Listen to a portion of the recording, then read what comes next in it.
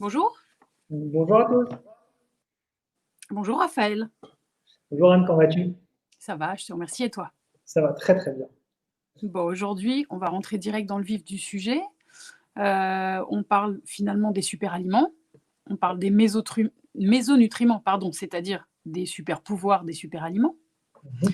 Et je pense qu'on peut commencer par quelques questions assez simples. Qu'est-ce qu'un mésonutriment?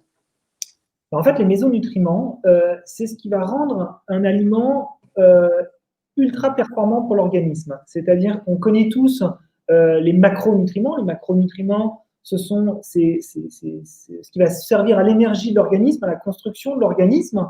On a également les micronutriments. On les connaît, ce sont les vitamines, les minéraux. Pour les macronutriments, je reviens juste, c'est tout ce qui est protéines, lipides, glucides qui va fournir donc cette énergie au niveau de l'organisme. Et tout ce qui est mésonutriments, ce sont des substances autres qui vont participer finalement au bien-être de l'organisme. On peut citer comme ça rapidement les oméga 3 par exemple, qui ne font ni partie des macronutriments ni des micronutriments, mais on a également tout ce qui est tanin, les enzymes, les différents acides gras, les antioxydants présents dans les aliments. Et ce sont ces substances-là qui vont permettre à l'organisme soit de se défendre contre une pathologie, soit de résister à des agressions de l'environnement. Et c'est ça qu'on va consommer à travers les différents aliments.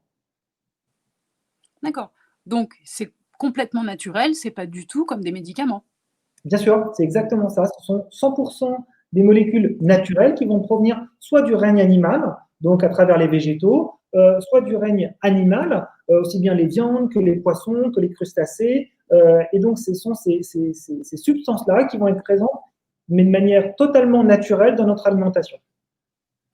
Est-ce que ça veut dire que si on ne mange pas certains aliments ou certaines familles d'aliments, on va manquer de certaines familles de mésonutriments? Alors, l'intérêt justement des micronutriments, des mésonutriments plutôt, c'est qu'on va les retrouver dans différents types d'aliments, notamment à travers les végétaux. Seulement, ce sont des mésonutriments qui vont être spécifiques. Donc, on parle des antioxydants, mais les antioxydants, on va avoir plein de familles d'antioxydants. On va avoir les caroténoïdes, les flavonoïdes, les tanins, les acides gras qui peuvent être aussi des antioxydants. Et donc, le fait d'avoir une alimentation la plus diversifiée possible va permettre d'avoir cette complémentarité au niveau des mésonutriments. Et c'est pour ça que c'est intéressant d'avoir une alimentation la plus diversifiée possible pour pouvoir bénéficier de tous ces mésonutriments indispensables à l'organisme. D'accord. Est-ce que ça veut dire qu'on a tous besoin de mésonutriments ou c'est seulement si j'ai une tendance à être malade ou si j'ai des problèmes de peau ou est-ce qu'on a vraiment tous besoin d'en consommer? Alors, on en a tous besoin. En fait, les mésonutriments, il ne faut pas les voir comme un médicament, justement. Ce n'est pas uniquement d'un point de vue thérapeutique qu'on va les consommer, mais ça peut également être en prévention pour lutter contre l'oxydation de l'organisme, qui peut à terme générer des troubles type cancer, par exemple, de manière assez importante. Mais le fait d'en consommer au quotidien permet justement de prévenir la dégénérescence cellulaire, d'avoir un bon entretien de la peau également. On en parlera peut-être tout à l'heure, mais le fait d'aller au soleil, de s'exposer au soleil, mais si on prépare bien son organisme, on va pouvoir plus facilement lutter ou plus facilement aider sa peau à résister aux agressions de l'environnement. Donc oui, on en a tous besoin et de certains types de mésonutriments bien particuliers. D'accord, on va sûrement en reparler tout à l'heure, mais j'imagine qu'après, en fonction justement de sa situation, si on est un enfant, un ado, si on a de l'acné, si on est une femme enceinte, on va peut-être avoir besoin de plus de certains mésonutriments et moins d'autres. Oui, exactement. En fait, on va avoir différents niveaux finalement d'intérêt à consommer ces mésonutriments. On peut appeler la prévention primaire. C'est par exemple consommer des fibres pour aider à lutter contre la constipation. Donc sans fibres, on va avoir un transit qui va être trop ralenti. On peut avoir également une prévention secondaire. Là, ça va être plutôt pour freiner ou stopper la progression d'une pathologie. On pourrait citer les oméga 3 par exemple pour prévenir tout ce qui est douleur articulaire, notamment chez les personnes à risque, c'est-à-dire plutôt les seniors. Et enfin, on va avoir également un niveau de prévention qui est tertiaire, qui va être plutôt pour réduire les conséquences d'une pathologie, on peut passer par exemple d'une colite, et là, on va avoir des crises qui vont être douloureuses, et on va avoir certains mésonutriments qui vont permettre de diminuer ces sensations de douleur et d'éviter donc ces crises de colite. D'accord, donc là, on rentre carrément dans certaines pathologies, certains troubles vraiment embêtants. C'est pas juste, les petits soucis, c'est vraiment des problèmes, quoi. Ouais, on peut vraiment arriver sur des quasiment un traitement finalement. On va pouvoir soigner, par exemple, une inflammation chronique via certains mésonutriments en consommant un antioxydant bien particulier. On va le reciter tout à l'heure, mais la curcumine qu'on va trouver principalement donc, dans le curcuma, qui est un antioxydant très puissant qui va justement permettre de soigner certaines inflammations chroniques.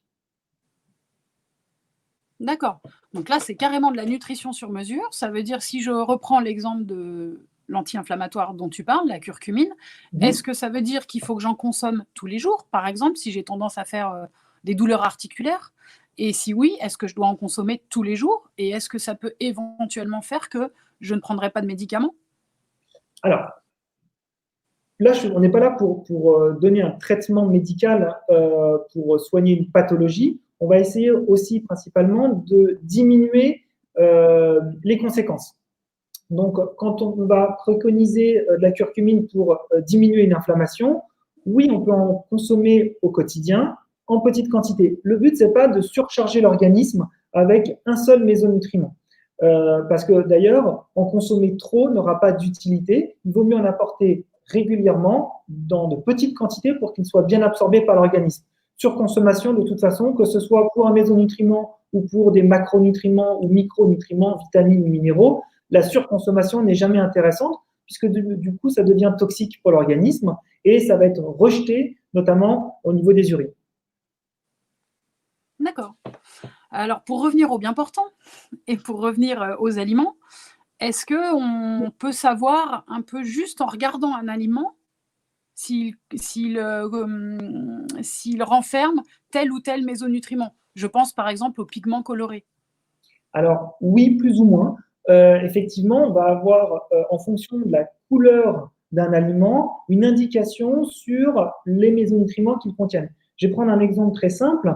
La carotte contient du bêta-carotène. Donc les aliments qui sont généralement d'une couleur orange vont contenir ce mésonutriment. On peut citer également la patate douce, par exemple, qui va contenir du bêta-carotène, la papaye, qui contient également du bêta-carotène.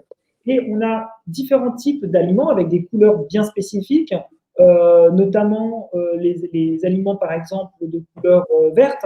Je pense aux brocolis, haricots verts, épinards, qui vont contenir aussi pas mal de chlorophylle, des fibres, de la lutéine. Et en fait, cette coloration au niveau des aliments peut nous indiquer la teneur de certains types de mésonutriments. Après, il y a des exceptions, bien sûr, qui vont varier en fonction des aliments. Tu veux dire qu'il y a des mésonutriments qui sont invisibles ou qu'on ne peut pas repérer? Oui, oui, il y a des aliments, des mésonutriments qui peuvent être présents dans des aliments sans couleur, qui peuvent être bien sûr très intéressants pour l'organisme. Je ne sais pas, les oméga 3 par exemple, qui sont plutôt sans couleur ou couleur pâle, qui vont être très intéressants pour l'organisme. D'accord. Si on reste quand même 2 secondes sur les oméga 3, on peut peut-être recommander aux personnes qui consomment des poissons de Oui. dire que les poissons bleus, dits bleus, ou les poissons gras, c'est-à-dire avec une robe argentée, renferment a priori des oméga 3, ou c'est une idée reçue? Non, c'est vrai, c'est-à-dire que les poissons dits gras, donc on va conseiller plutôt tout ce qui est sardines, anchois, maquereaux, saumon, thon, qui contiennent également des oméga 3. Juste un petit bémol par rapport aux poissons gras, on va essayer de préconiser plutôt des poissons gras, des petits poissons gras, qui vont contenir moins de métaux lourds que les poissons gras carnivores, ceux qui vont consommer d'autres petits poissons gras, parce qu'ils vont renfermer plus de métaux lourds. Donc, on privilégie toujours les petits poissons gras pour avoir un maximum d'oméga 3 sans avoir, avec cette consommation, des taux de métaux lourds trop importants. D'accord. Donc si je résume un petit peu ce que tu dis, on peut considérer que, dans une assiette, plus on a de couleurs, on va dire si on a une assiette un peu arc-en-ciel et avec des aliments différents, à condition que ce soit des aliments naturels et sains, on peut considérer qu'on couvre à peu près l'ensemble des méso-nutriments nécessaires. Oui, a priori, plus on va avoir de coloration dans son assiette, plus on a d'intérêt en termes de concentration de mésonutriments. C'est notamment le cas là pendant l'été avec tout ce qui est fruits rouges, par exemple, donc fraises, framboises, myrtilles, qui vont contenir aussi de très belles concentrations de mésonutriments. Mais l'hiver, on va avoir des aliments qui sont aussi très intéressants. On en parlait, la carotte, la patate douce, qui sont aussi très, très intéressants d'un point de vue concentration en antioxydants. D'accord. Est-ce qu'on peut émettre certaines recommandations, par exemple de cuisson? Est-ce qu'on peut se dire que dans les aliments crus, il y a plus de mésonutriments que dans les cuits, ou est-ce que c'est plutôt l'inverse, ou comment ça se passe? Alors, tout dépend aussi du mésonutriment, parce que en fonction du type de mésonutriment, il est quelquefois préférable de le consommer cru. De manière générale, il vaut mieux consommer les aliments crus. On va préserver un maximum les antioxydants.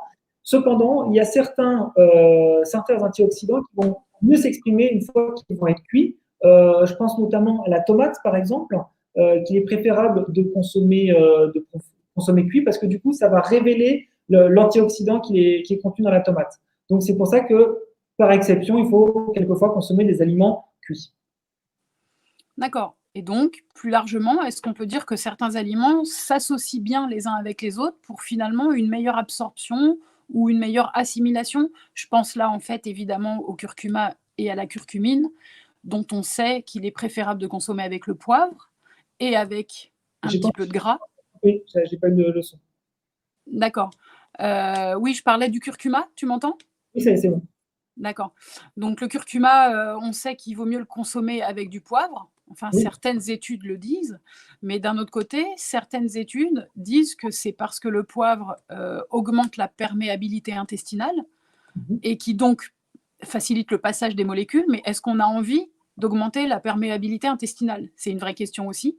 Donc ma question finalement derrière ça, c'est, est-ce que c'est bien de focaliser sur un mésonutriment, en l'occurrence la curcumine, et de tout faire pour avoir ce mésonutriment en quantité adéquate, ou est-ce qu'il vaut mieux le considérer plus largement dans une alimentation protectrice, en fait, quitte à avoir moins de curcumine, tant pis, mais à avoir moins d'intestin poreux, entre guillemets, quoi. Alors oui, il vaut mieux éviter d'avoir un intestin poreux parce que derrière, ça peut avoir certaines incidences au niveau de la digestion, notamment tout ce qui risque de ballonnement. Donc, c'est pas conseillé d'avoir un intestin poreux. Oui, il vaut mieux avoir une alimentation la plus diversifiée possible, quitte à avoir un petit peu moins de curcumine dans son alimentation, parce que finalement, c'est la complémentarité des antioxydants les uns par rapport aux autres qui va rendre l'intérêt au niveau de la diversité de la prévention. Donc, plus on va avoir d'aliments variés dans son alimentation, diversifiés, plus finalement on va avoir les différents bénéfices des aliments les uns par rapport aux autres. C'est pour ça que cette diversité, elle est hyper intéressante et il ne faut pas focaliser sur un seul mésonutriment en disant super, je vais en consommer 2 tonnes et je vais avoir un effet qui va être hyper rapide. Mais non, finalement, ça peut même être délétère à l'organisme. Il vaut mieux avoir de petits dosages quotidiens et associés avec une alimentation bien globale, bien diversifiée pour avoir finalement une prévention la plus intéressante et la plus globale possible. D'accord, donc si j'écoute bien ce que tu dis, il vaut mieux finalement moins de curcumine. Mhm. Donc ça veut dire il vaut mieux mettre du curcuma dans ses aliments plutôt que de prendre des gélules de curcumine, ça t'en a parlé un peu au début, mais il vaut encore mieux prendre du curcuma dans son alimentation que des gélules de curcumine et de pipérine, enfin, qui pourraient agresser l'intestin. Le problème des gélules, des compléments alimentaires, c'est le risque de surdosage, d'une part. C'est-à-dire qu'en consommer en trop grande quantité, ça devient toxique et ça peut devenir toxique au niveau du foie. Le fait de le consommer à travers l'aliment classique, une alimentation diversifiée, on va réduire ce risque de surdosage qui est quasiment impossible avec des aliments classiques. Et surtout, il faut savoir que les molécules, elles vont mieux s'exprimer au niveau de l'organisme, c'est-à-dire qu'on va mieux les assimiler du fait de leur complexité au niveau des aliments. Plus on va consommer ces nutriments à travers des aliments classiques, mieux on va les assimiler au niveau de l'organisme. Donc c'est pour ça qu'il vaut mieux les privilégier dans l'alimentation plutôt que de les prendre sous forme de compléments alimentaires avec toujours ce risque de surdosage et surtout d'extraire une seule molécule alors qu'on en aurait besoin d'une diversité plus importante. D'accord. Ça m'évoque un peu le totem de la plante quand on parle justement de tous les ingrédients dans une plante qui concourent en fait à son intérêt. Et ça me Mhm. rappelle aussi quelque chose au sujet des eaux minérales, où on a longtemps cru que des eaux minérales très très riches en un minéral étaient intéressantes, alors que finalement, il y a certaines eaux minérales qui sont finalement pauvrement minéralisées, mais elles ont un tel équilibre qu'elles sont parfaites pour la peau. Je pense par exemple à l'eau d'Aven. Je ne veux pas du tout faire de pub, c'est pas ça. Je dis juste que certaines eaux sont très faiblement minéralisées, mais c'est justement ce qui en fait leur intérêt en fait. Oui, et on peut même citer un autre exemple, c'est celui de la poire. En fait, on pense que, on va dire par exemple, la fraise est très riche en antioxydants parce qu'effectivement, elle va contenir une très grande quantité d'un certain type d'antioxydants. Mais finalement, la poire, on l'oublie un petit peu souvent en disant, bah non, elle n'est pas très riche en antioxydants. Mais en fait, ce qui va être intéressant, c'est la diversité des antioxydants qui va caractériser la poire et qui va en faire finalement un super aliment par sa complexité et pas uniquement par un antioxydant présent. Hmm. Ça veut dire qu'il vaut mieux manger des poires de France que des petites baies qui viennent du bout du monde, genre cranberry ou autre. Enfin, je ne veux pas comparer la poire et les cranberries, mais ça veut dire que ce qu'on pense être des super aliments hyper exotiques, en fait, non, si ça se trouve, les aliments bien de chez nous sont largement aussi efficaces. Exactement. Mais après, tout va dépendre aussi de la façon dont on va conserver ces aliments, comment ils vont être cultivés, récoltés, conservés et consommés. C'est bien le problème aujourd'hui, c'est qu'avec les circuits longs, c'est-à-dire que quand on va effectivement consommer des fruits qui ont traversé le monde, qui vont être peut-être récoltés trop verts sur l'arbre, qui vont circuler, voyager dans de mauvaises conditions, qui vont être présents sur des étals trop longtemps, et ben, sa concentration en antioxydants va être perdue. Alors qu'on va consommer une poire dans un circuit court qui aura été cultivé dans de bonnes conditions, récolté à maturité, et qu'on va consommer assez rapidement, et ben finalement, il vaut mieux consommer ce fruit-là, puisqu'on va avoir plus d'antioxydants au final qu'avec un aliment qui aura circulé dans de mauvaises conditions. Mais vive les poires alors, hein. Très bien, quoi. Mangeons des poires. Après les pommes, pourquoi pas. On a parlé pas mal de situations pathologiques, on va dire somatiques du corps. Mhm. Est-ce qu'on peut considérer que certains aliments riches en mésonutriments, et on en parlera tout à l'heure de ces aliments précisément, euh, peuvent aussi aider à apaiser, à être plus calme, à calmer les émotions? Bien sûr. Là, on va arriver sur des consommations de mésonutriments qui vont être effectivement pas pour protéger l'organisme, mais qui vont permettre un confort au niveau de l'organisme. On peut parler justement sur les émotions du safranal. Le safranal, cette molécule qui vient donc du safran et qui va être un modérateur au niveau des humeurs. Le fait d'en consommer régulièrement peut être intéressant pour l'organisme pour contrôler plus facilement ses émotions. C'est pas de dire, bah, je vais prendre, je suis pas bien en ce moment, je prends une très forte dose de safranal et ça va aller tout de suite mieux. Non, c'est le fait d'en consommer régulièrement qui va agir en prévention et qui va nous permettre finalement de modérer nos humeurs. Tu veux dire qu'il faut manger de la paella tous les jours avec du safran dedans, ou au-delà de la plaisanterie, je veux dire que le safran, c'est un petit peu particulier. Peut-être on n'aime pas trop ça, ou c'est cher. Enfin, c'est pas un aliment de consommation très courante. Si on reste sur les émotions et sur l'implication de la nutrition dans le bien-être émotionnel, on va dire, Mhm. est-ce qu'on peut aussi mentionner les oméga 3 qui agissent évidemment de toute autre manière? Et du coup, est-ce que tu pourrais parler de certains mécanismes? Par exemple, les oméga 3 qui sont anti-inflammatoires pour le cerveau agissent de manière tout à fait différente du safranal. Oui, qui vont agir aussi d'un point de vue antioxydation au niveau du cerveau, qui vont permettre également de modérer le côté dépression qu'on peut ressentir à certains moments ou à certains moments de l'année, par exemple, ou en fonction de situations bien particulières. Donc oui, les oméga 3 vont être intéressants. Le safranal va également être intéressant, mais on va avoir différentes molécules qui vont nous permettre justement d'agir au niveau de notre cerveau et qui vont permettre de se sentir bien.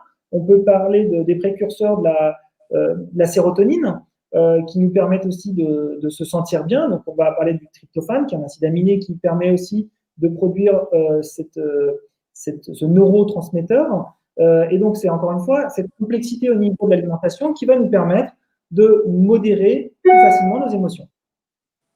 D'accord. Est-ce qu'il y a des mésonutriments dans tous les aliments? Il y en a dans beaucoup, beaucoup, beaucoup d'aliments. Évidemment, on n'en a pas dans les aliments qui sont ultra transformés, les aliments trop chimiques, je pense notamment à tout ce qui est boissons édulcorées notamment. Donc oui, dans les aliments, on va dire bruts, on va avoir beaucoup, beaucoup de mésonutriments différents. Donc c'est pour ça qu'il va falloir bien choisir ces aliments, avoir des aliments les plus bruts possibles et surtout bien les préparer. Et dans ce cas-là, que penser des aliments enrichis? Alors, on pourrait dire qu'ils sont enrichis en mésonutriments. Par exemple, je ne sais pas, il y a certains jus de fruits qui sont enrichis en calcium ou en oméga 3. Est-ce que c'est intéressant? Alors non, je ne recommande pas forcément les aliments enrichis. En ayant une alimentation normale, variée, diversifiée, finalement, les aliments se suffisent à eux-mêmes. On n'a pas besoin de les enrichir en vitamine C. On peut parler des jus de fruits, par exemple, qui vont être enrichis en vitamine C ou du calcium qu'on va ajouter en plus dans les jus de fruits. Mais le calcium, on va le trouver dans beaucoup d'autres aliments qui en contiennent des grandes quantités. On peut parler bien sûr des produits laitiers, du fromage, mais également des oléagineux qui vont en contenir des belles quantités et qui vont surtout être peut-être mieux assimilés par l'organisme, encore une fois, puisque c'est naturellement présent dans un aliment, donc forcément, ça sera mieux assimilé par l'organisme. Tout ce qui va être vitamine ou minéral d'ajout en supplémentation n'est pas forcément intéressant pour l'organisme. D'accord. Tu veux dire qu'un jus de fruits enrichi en vitamine C, il n'y a pas de quoi rigoler. C'est-à-dire qu'on pourrait se dire, ah ben, il y en a déjà dans les fruits, mais en fait, c'est pas exactement la même vitamine C. Il vaut mieux consommer un fruit ou du jus de fruits. Oui, souvent ça peut être une vitamine C qui va être dite chimique, alors que consommer un fruit frais, ben, on va avoir de belles concentrations en vitamine C. Le fait de consommer un fruit, par exemple un kiwi le matin au petit déjeuner, on va couper tout frais et qu'on va consommer immédiatement, c'est plus intéressant que de consommer un jus de fruit dans lequel on aura plus beaucoup de vitamine C, parce qu'il faut savoir que la vitamine C, c'est une vitamine qui est assez fragile et qui se conserve mal, qui va être fragile à la lumière, qui va être fragile à la température, à l'oxydation, etc. Donc finalement, la vitamine C va être très peu présente dans le jus de fruits, d'où le fait de réintégrer de la vitamine C dans un jus de fruits, alors que le fait de consommer un fruit frais dès le matin, bah, on aura cette belle concentration en vitamine C naturellement présente. D'accord. Alors là, toute autre chose, on parle pas mal de l'huile de chanvre ces derniers temps. Est-ce Oui. que l'huile de chanvre et le cannabis, c'est pareil? Est-ce que c'est de l'huile de cannabis, en gros? Est-ce que tu peux nous en parler un peu de son intérêt ou de son non-intérêt d'ailleurs? Alors oui, l'huile de chanvre va être intéressante, elle est différente bien sûr de l'huile de cannabis. Euh, C'est-à-dire qu'on ne va pas avoir les effets hallucinogènes qu'on peut avoir dans le cannabis, on va avoir les intérêts nutritionnels de la plante, le chanvre, notamment en termes de relaxation, mais pas du tout le côté euphorisant ou hallucinogène qu'on va retrouver dans le cannabis. Ce ne sont pas tout à fait les mêmes molécules et on ne va pas avoir ce côté-là présent dans l'huile de chanvre. D'accord, donc toi, tu la recommandes ou on reste plutôt sur des choses simples comme l'huile d'olive? Alors, l'huile de chanvre, elle va avoir un intérêt différent de l'huile d'olive, comme l'huile de colza, l'huile de soja, l'huile de lin qui va être différente. L'huile de chanvre va être intéressante pour sa concentration justement sur ces mésonutriments bien particuliers qui vont agir sur la relaxation. L'huile d'olive, elle va être intéressante pour d'autres types d'intérêts nutritionnels, comme l'huile de lin pour sa richesse en oméga 3 par exemple. Donc, chaque huile va avoir un intérêt bien particulier. D'accord. On parlait un petit peu de la cuisson tout à l'heure. Est-ce qu'on peut dire que plus largement, la cuisson abîme les mésonutriments? Tu disais, Alors, c'est bien de consommer cru. D'un autre côté, c'est pas forcément facile à digérer.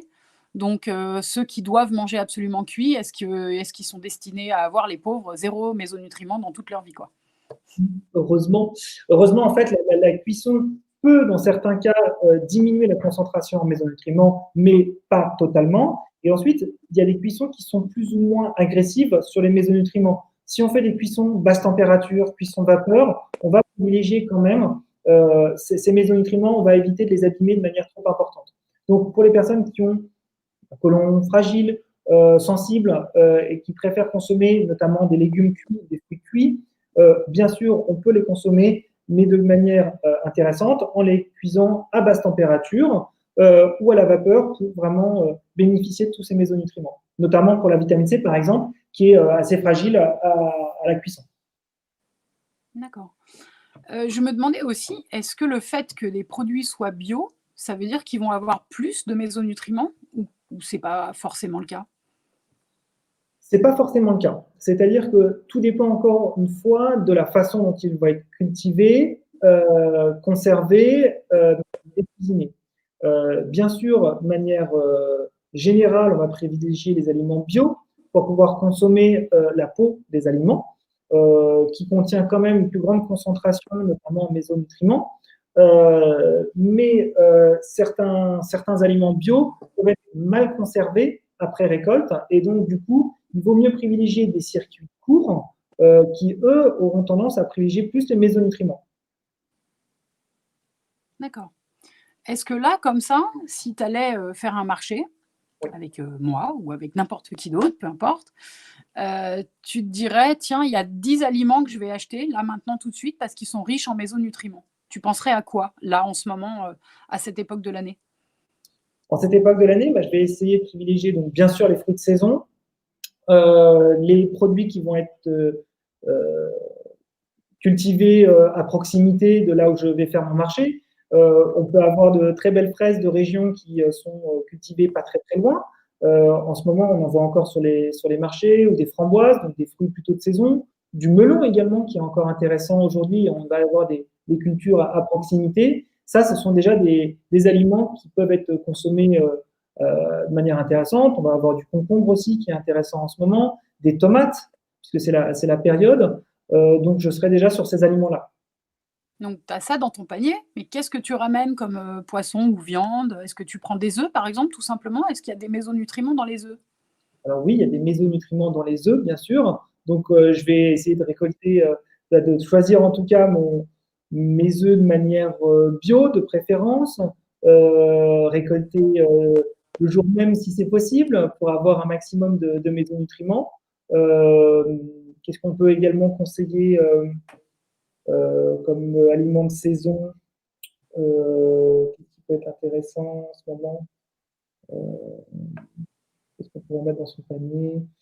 Je réfléchis. On a dit les tomates. Euh, Du poulet, tout simplement, le poulet? Poulet, très intéressant aussi. Ouais. Alors pareil, on va choisir un poulet de fermier qui aura Mmh. couru un petit peu, élevé au sol, bien sûr, nourri dans de bonnes conditions pour avoir un maximum d'antioxydants. Qu'est-ce qu'on va avoir aussi comme, moi, j'aime bien aussi recommander le fromage.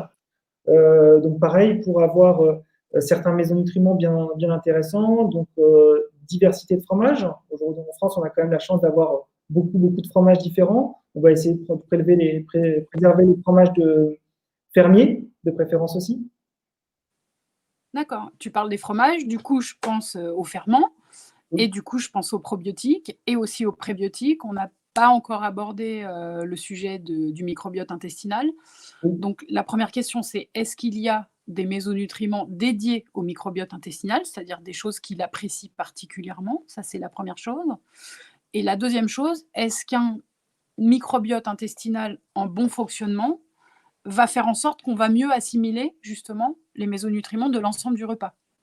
Alors oui, effectivement. Donc, on va avoir deux choses. On a les probiotiques. Les probiotiques, ce sont ces bonnes bactéries qui vont coloniser le côlon. On va avoir, à travers l'alimentation, on peut en parler, on va trouver ça par exemple dans les ferments lactiques, dans les yaourts notamment, au bifidus par exemple, qui vont nous permettre d'avoir ces bactéries qui vont coloniser le côlon.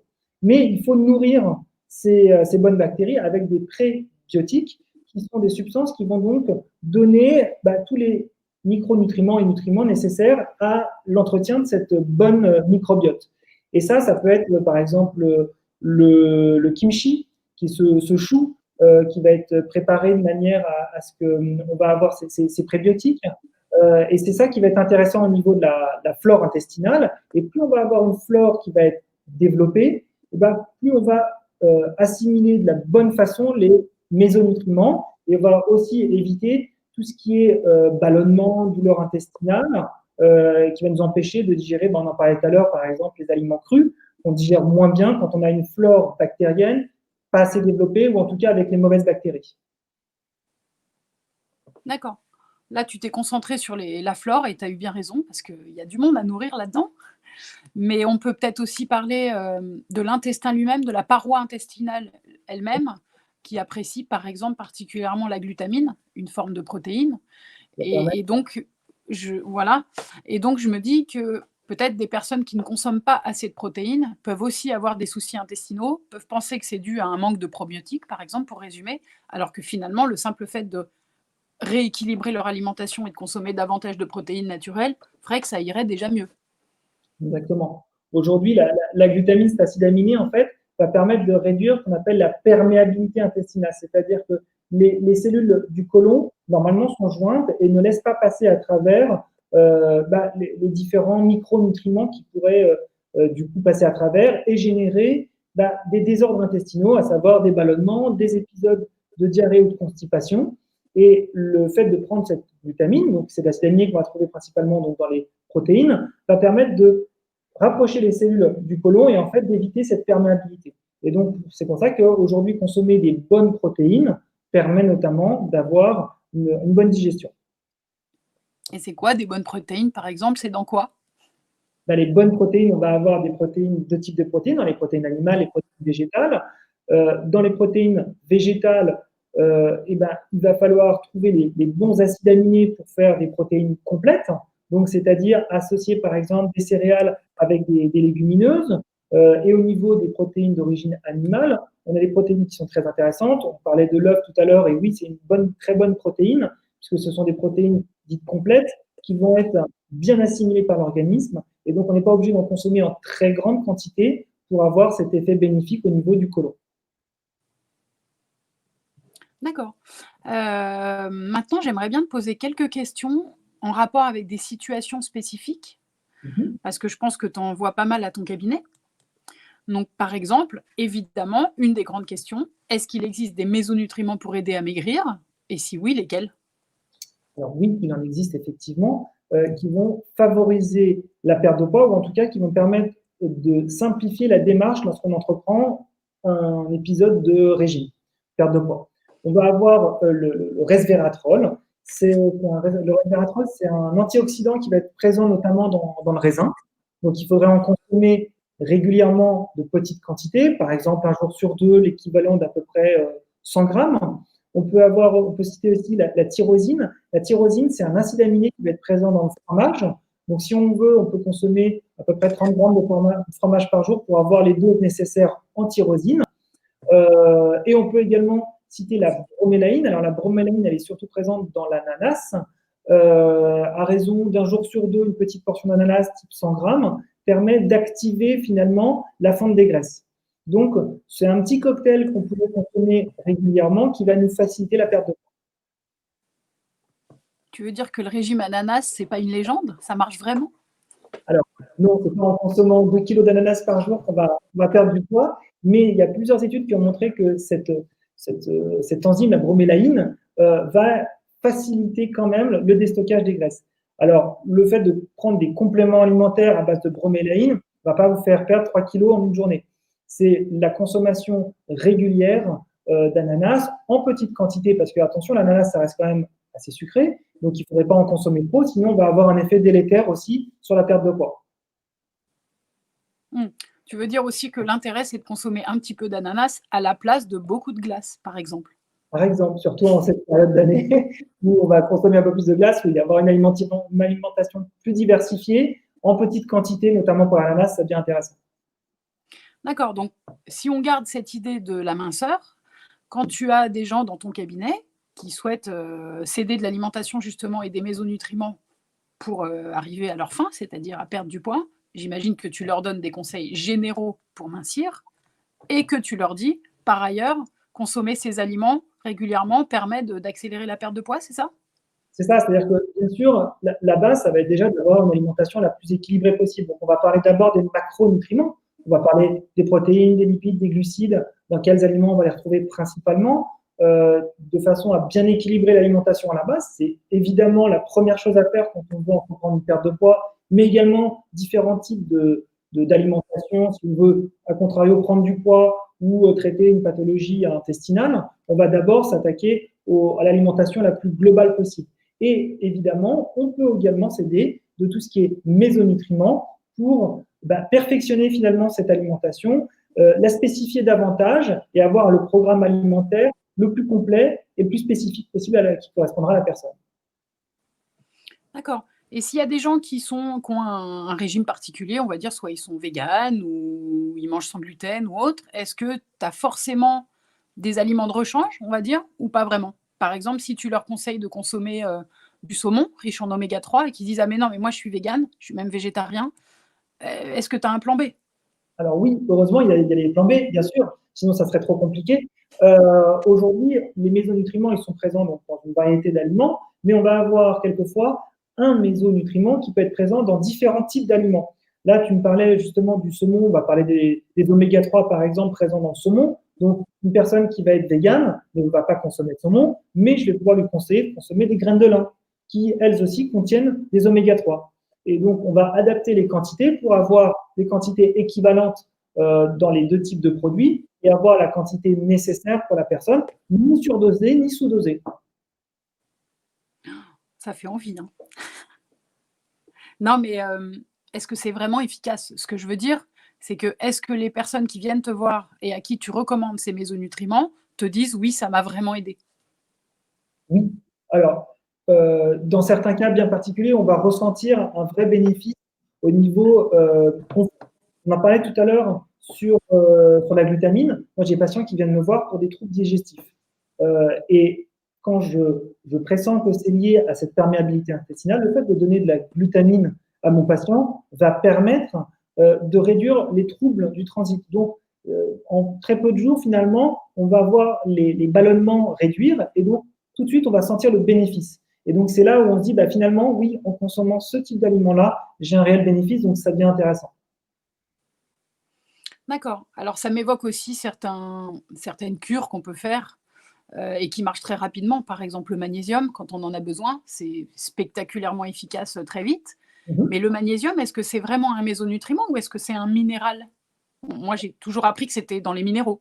Ça reste effectivement un minéral, mais quand on va l'utiliser pour traiter une fatigue ou pour avoir une relaxation musculaire, parce que c'est un relaxant musculaire, notamment chez les sportifs qui vont avoir une activité physique intense, là, on peut considérer que c'est un mésonutriment puisqu'il va venir apporter un bénéfice supplémentaire à l'organisme. D'accord, donc mésonutriments, finalement, c'est pas une catégorie, c'est pas une famille, c'est une fonction. Moi, je le considérais plus comme une fonction, effectivement, parce que dans les mésonutriments, on en parlait, on va avoir des acides aminés qui sont donc des constituants des protéines. On va avoir les oméga 3 qui sont des acides gras.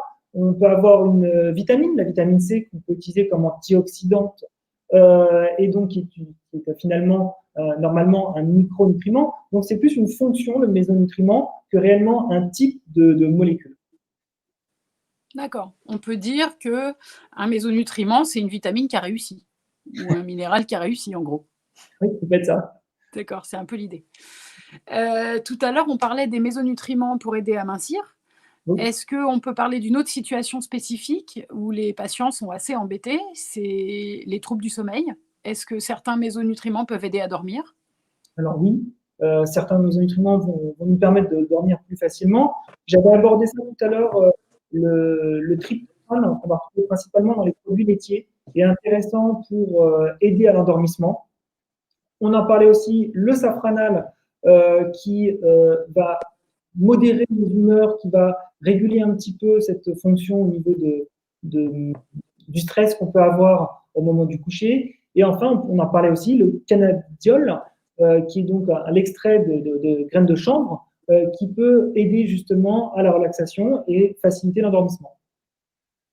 D'accord, donc si tu avais 3 ou 4 aliments à recommander aux personnes qui ont du mal à dormir, ça serait quoi? Le yaourt, un yaourt par exemple le soir au dîner, l'équivalent d'une petite cuillère à soupe de safran par jour, et aussi des graines de chanvre qu'on pourrait saupoudrés sur une salade, par exemple, équivalent d'une cuillère à soupe par jour. D'accord. On peut leur dire aussi au passage de ralentir, d'y aller mollo sur le café et le thé aussi.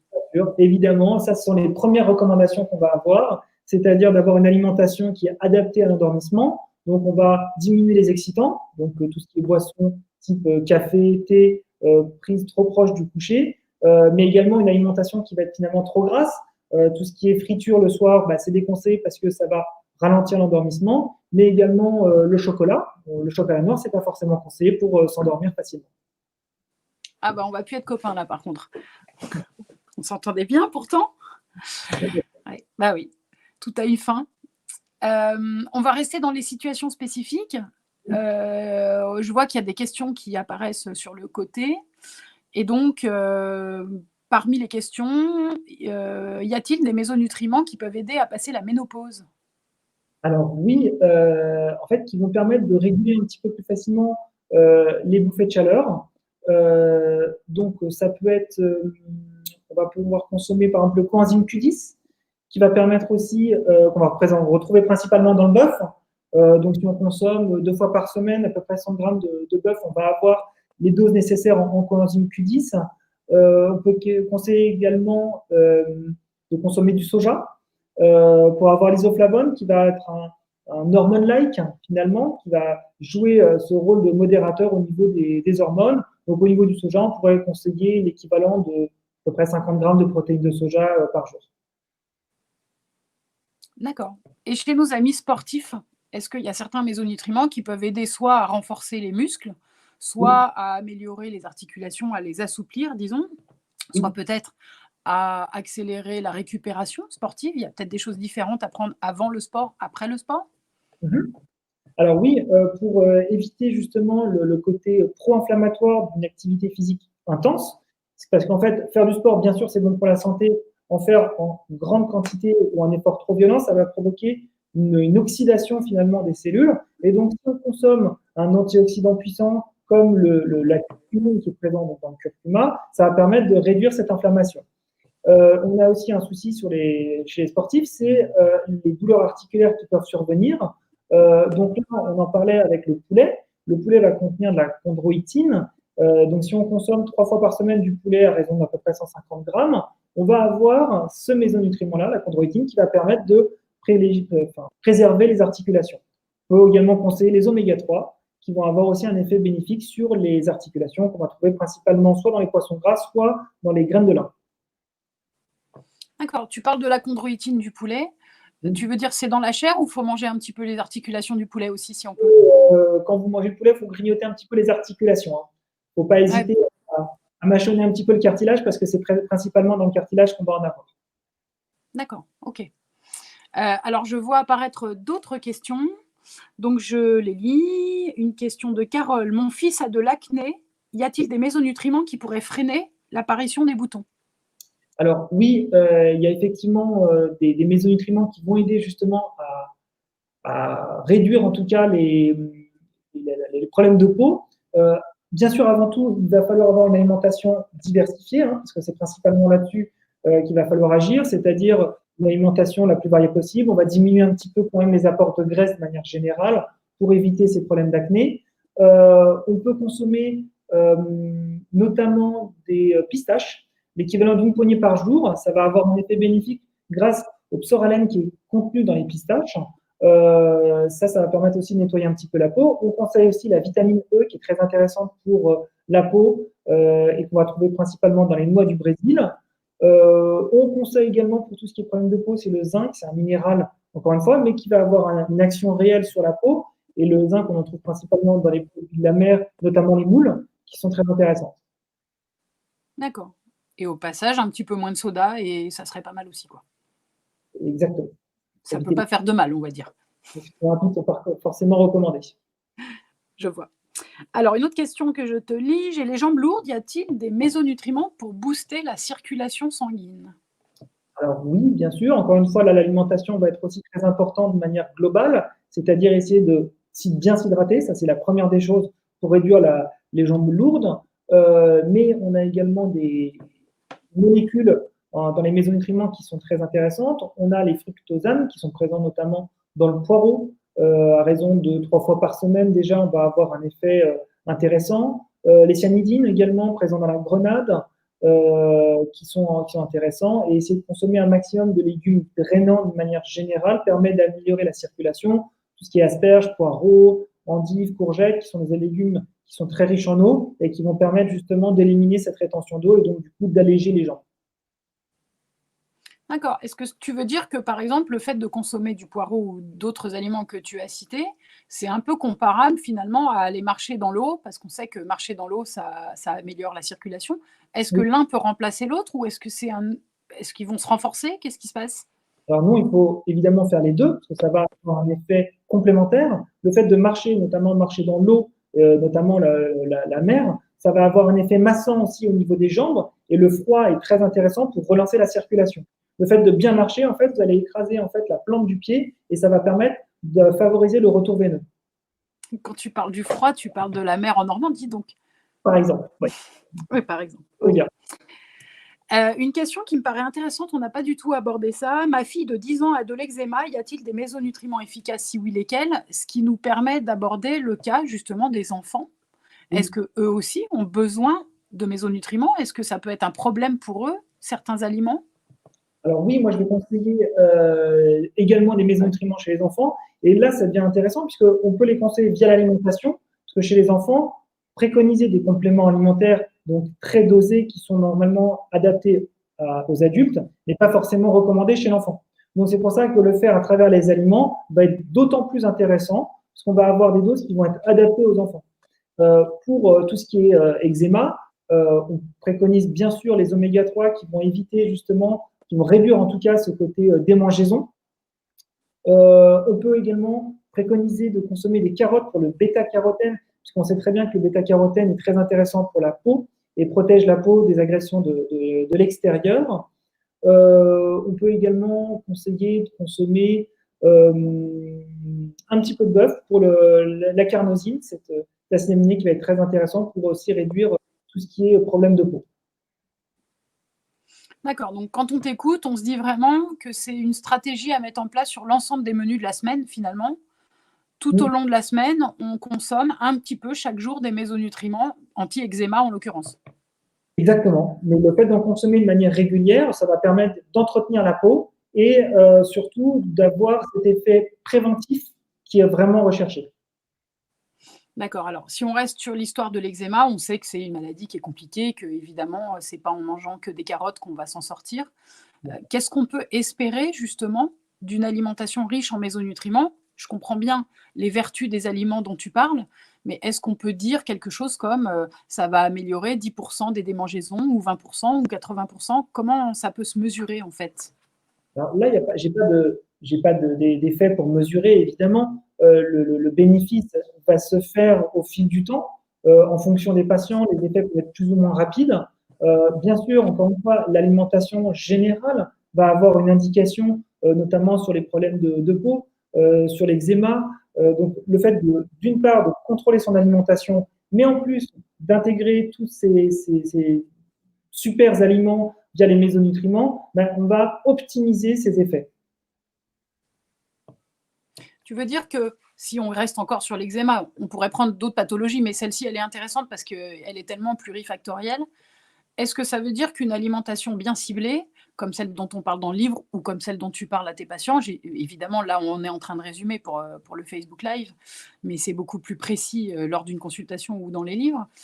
Est-ce que ça veut dire que les mésonutriments vont être choisis en fonction de leur tropisme pour la peau? Ou est-ce qu'on va aussi pouvoir agir peut-être sur, l'ADN, sur, la super réactivité immunitaire qui fait qu'on va peut-être faire une poussée inflammatoire et donc d'eczéma? Je veux dire sur l'ensemble de plusieurs systèmes et non pas seulement sur la peau. Alors oui, bien sûr, on va agir à différents niveaux de l'organisme. On ne va pas agir directement sur la peau, on va agir en prévention sur la façon dont on va digérer les aliments, la façon dont on va brûler plus de calories. Voilà, donc c'est vrai que c'est un phénomène qui est très complexe et donc on va n'agir pas que sur un endroit particulier de l'organisme, on va agir de manière beaucoup plus globale pour avoir une prévention à différents niveaux. Donc c'est pour ça que cette alimentation, elle est vraiment intéressante quand on va la diversifier au maximum pour éviter de cibler qu'un seul mésonutriment qui va agir à un seul endroit bien particulier. Je trouve que c'est vraiment l'avenir parce que, encore une fois, je reprends l'exemple de l'eczéma et encore une fois, on pourrait en prendre d'autres, mais bien souvent, les patients se retrouvent seulement avec une crème à appliquer et c'est pas ça qui va régler les problèmes qui donnent les poussées et les démangeaisons et les soucis, quoi. Non, on réduit que le symptôme, on ne corrige pas l'origine du problème. Donc, évidemment, chercher l'origine du problème, c'est bien sûr bien plus intéressant, puisqu'on va corriger le problème au début, mais surtout, ça va permettre à terme que le souci ne revienne pas. Si vous avez un problème qui est lié à un trouble de l'alimentation, je pense à l'eczéma notamment, et qu'on applique une crème, bah, peut-être que pendant quelques jours, ça va s'apaiser, mais une fois qu'on arrêtera de mettre la crème, le problème va revenir et ça va devenir récurrent. Donc, cibler l'origine du problème, c'est bien sûr le plus intéressant. D'accord. Alors, j'ai une question qui est assez rigolote de Catherine qui dit: est-ce que je peux manger seulement des mésonutriments pour être sûr de n'avoir aucune maladie? Alors, nous, on peut manger que des mésonutriments. À la base, on mange des aliments. Il faut bien sûr d'abord voir l'alimentation de manière globale, la plus diversifiée possible, avant d'aller cibler une molécule bien particulièrement. Donc, d'abord, on s'intéresse aux macronutriments, ensuite aux micronutriments, vitamines, minéraux, et ensuite aux mésonutriments. Mais on mange d'abord des aliments, on ne mange pas des molécules. Donc, bien sûr, on cible d'abord l'alimentation. D'accord, donc Catherine ne pourra pas être garantie d'avoir 0 maladie juste en consommant que des mésonutriments. Malheureusement, ça ne marche pas comme ça. J'ai d'autres questions. Est-ce que certains mésonutriments peuvent m'aider à arrêter de fumer? Alors, oui, il y a certains mésonutriments qui vont aider à l'arrêt du tabac. Déjà, c'est jouer sur l'addiction au niveau du cerveau. Donc, ça va être consommé principalement essayer de récupérer cet acide aminique, la tyrosine. On va trouver aussi à travers le fromage. Donc, si on consomme une dose de fromage à peu près 30 grammes tous les jours, ça va nous aider. Après, il y a d'autres molécules qu'on peut consommer, d'autres aliments surtout qu'on peut consommer, comme l'avoine, qui est très intéressant, qui va contenir des bêta-glucanes, qui est intéressant pour aider à l'arrêt du tabac et à diminuer les envies. D'accord. Une autre question. Oui. Chaque été, j'ai des allergies au soleil. Quels mésonutriments peuvent m'en protéger? Alors, en fait, c'est savoir préparer la peau aux agressions de l'environnement. Donc, c'est déjà consommer du bêta-carotène. Le bêta-carotène, c'est cette substance qui va venir protéger les cellules de la peau qu'on va trouver dans la carotte, notamment. On trouve aussi dans la mangue de manière intéressante. On a les oméga 3 présents dans les poissons gras. On a également la silimarine, qui va être une substance spécifique pour prévenir la peau des agressions du soleil qu'on va trouver dans l'artichaut. Évidemment, ça sont des molécules qui vont bien sûr prévenir la peau. Rien ne vous empêche aussi de prendre soin de vous en mettant de la crème solaire, en vous mettant à l'ombre et en ne vous exposant pas trop à la lumière, au soleil surtout. Okay. C'est des mini-consultations rapides, mais voilà, j'ai encore une autre question. J'ai une hypothyroïdie, oui. Je suis traitée, mais je suis quand même fatiguée. Et j'ai l'impression de ne pas arriver à maîtriser mon poids. Oui. Alors, que pouvez-vous me conseiller? Effectivement, les problèmes de thyroïde peuvent engendrer comme symptômes fatigue, augmentation du poids ou en tout cas difficulté à le maintenir. Donc, ça peut être des symptômes liés à cette thyroïde. Ça peut être lié à d'autres choses aussi. Donc, il faut s'assurer que votre taux de thyroïde est bien régulé. Si on sent que la thyroïde n'est pas suffisamment performante, on peut préconiser des aliments riches en iode. Et l'iode va booster la production d'hormones thyroïdiennes. Ça va permettre déjà de rééquilibrer la thyroïde.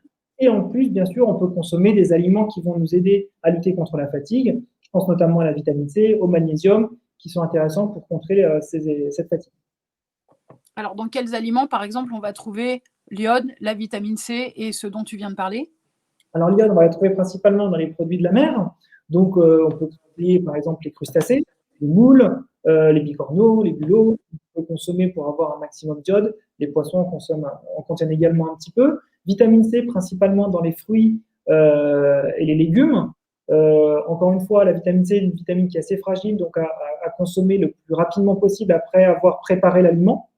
On en trouve également dans tout ce qui est herbes aromatiques, notamment le persil, qui est très intéressant pour sa richesse en vitamine C.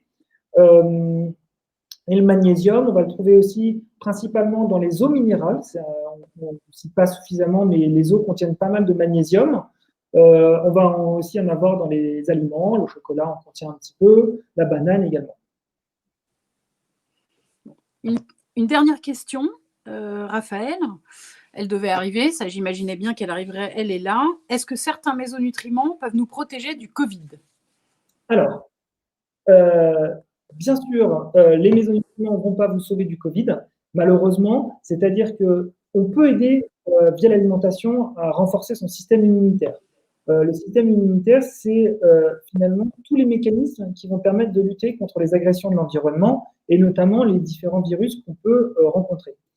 Plus on a un système immunitaire performant, plus on va pouvoir résister aux infections.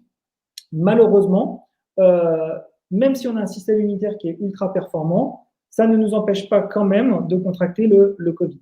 Voilà. Donc évidemment, pour tout ce qui est petites infections du quotidien, oui, il faut renforcer son système immunitaire pour être on va dire, éviter les petits risques du quotidien.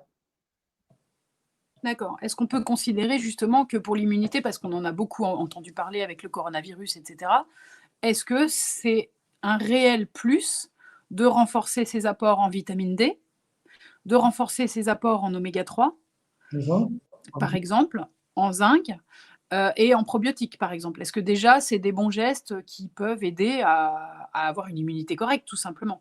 Bien sûr, mais ça va s'appliquer bien sûr pour le Covid, mais pour tout autre type d'infection. Pour la grippe classique, évidemment, plus vous allez avoir un système immunitaire performant, moins vous avez de risques de contracter le virus. Donc oui, il faut un système immunitaire performant. Encore une fois, ça passe par une alimentation équilibrée, variée, diversifiée, mais également par certains types de mésonutriments qui vont être bien spécifiques pour le système immunitaire. On vient de les citer, la vitamine D, le zinc, la vitamine C, qui sont spécifiques au système immunitaire. Tu peux donner juste quelques derniers aliments qui renfermeraient ces mésonutriments? Bien sûr, la vitamine D, alors c'est une vitamine qui est un petit peu particulière parce qu'on va en avoir très très peu dans l'alimentation, un petit peu dans les poissons gras, mais en très petite quantité. Là, c'est plutôt une courte exposition au soleil et l'action du soleil sur la peau qui va permettre de synthétiser la vitamine D qui est donc produite par l'organisme. Le zinc qui va être principalement présent dans les produits d'origine marine et la vitamine C dans les fruits et les légumes. Ok. Merci Raphaël, je pense qu'on a fait le tour de la question. C'était avec grand plaisir. Merci beaucoup. Au revoir à tous. À très bientôt, merci à tous. Au revoir.